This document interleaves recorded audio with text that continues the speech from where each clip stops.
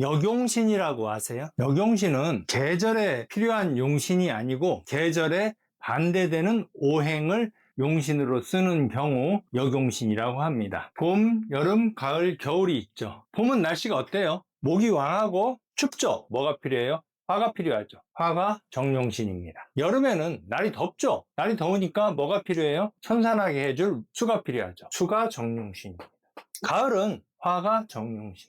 겨울도 날이 추우니까 뭐가 필요해? 열기가 필요해져. 화가 정용신입니다. 8글자의 구조에 따라서 바뀌기도 하지만 기본적으로 이런 경우 정용신이라고 합니다. 역용신이라는 건 뭐냐? 봄인데 날이 너무 더워. 글자 8자가 너무 화의 기운이 왕해. 그럼 뭐가 필요해요? 수가 필요하죠. 봄에 수를 용신으로 하는 경우. 여름에 막 장마 가지고 비바람이 쳐. 금수가 왕해. 그러면 여름이라도 우리 아궁이에 불을 떼죠. 여름에 화를 용신으로 하는 경우. 가을에 따뜻한 글자들이 너무 많이 나와서 화가 너무 왕해. 그러면 이 열기를 균형을 맞추기 위해서 수가 용신이 되겠죠. 또 겨울에 날이 추운데 화가 왕한 글자들이 많아서 오히려 물이 필요해. 수가 필요해. 그런 경우도 역용신.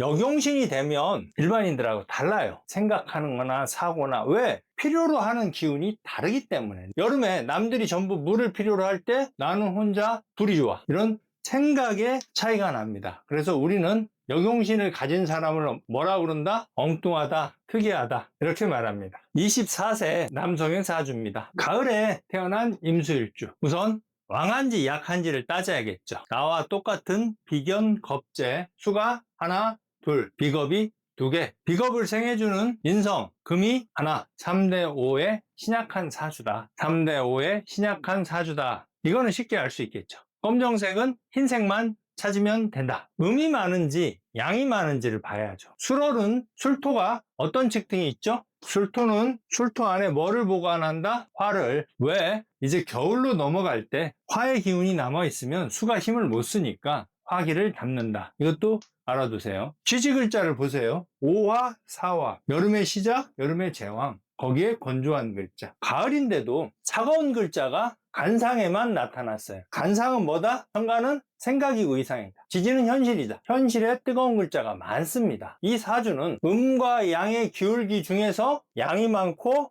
음이 부족한 사주가 됐다. 그럼 가을에는 원래 어때요? 음이 많고 양이 부족한데 이 친구는 가을인데도 양이 많고 음이 오히려 부족하더라. 균형을 맞추기 위해서 뭐가 필요하다? 음이 필요하죠. 양이 많은 사주다. 하나, 둘, 셋. 마음이 여려. 그럼 소죠. 뭐가 많아? 양이 많죠. 소양이 기가 약하고 화가 많은 사주. 역용신이죠. 역용신. 계절이 가을이니까 화를 용신으로 해야 된다고 했는데 이 친구는 수를 용신으로 썼단 말이에요. 수가 용신이고 수를 생하는 금이 길신이다. 수가 용신이 됐으니까 용신을 극하는 이 술토가 병이 되겠죠. 병을 도와주는 화는 구신이라고 그래요. 나쁜 놈을 도와주는 놈, 더 나쁘죠. 이는 구신이라고 얘기를 한다. 목은 뭐겠어요? 좋고 나쁨이 반반 있다. 임목은 화의 기운이니까 좋지 않고 묘목은 수의 기운이니까 좋다. 그러면 운 가는 게 겨울 수대운, 목대운, 화대운으로 흘러가죠. 사주에 화가 많고 소양인이니까 어렸을 때 아토피가 심했어요. 6살 때. 저 물어봤죠. 혹시 아기 때 아토피가 있지 않았냐? 머리가 약간 곱슬기가 있지 않나? 피부가 건조하지 않나? 성격이 욱하지 않나? 맞대. 아, 이 친구 소양인이구나. 그럼 수가용신이구나. 애가 좀 엉뚱하죠. 특이하죠. 엉뚱하대. 엉뚱하다는 게